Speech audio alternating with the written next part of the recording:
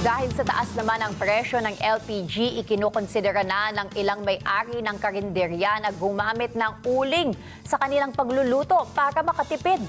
Matatanda ang inanunsyo ang taas presyo sa LPG kung saan aabot sa 220 pesos kada kilo ang dagdag sa may 11 kilogram na tangke at aabot ng mahigit 1,500 ang halaga kada tangke ng LPG. Giit ng mga may-ari ng karinderya, balak nilang gumamit ng uling dahil mas makakamura sila kaysa sa gasul. Para makabawi ang kita ng ilan, nagtaas sila ng presyo ng bentang kanin. Samantala, sa kabila ng anunsyo ng LPGMA na may 66 million kilos ng LPG ang ide-deliver sa Pilipinas mula sa mga bansang United States, Canada at Mexico, ramdam pa rin ng mga maliliit na negosyo ang taas ng presyo.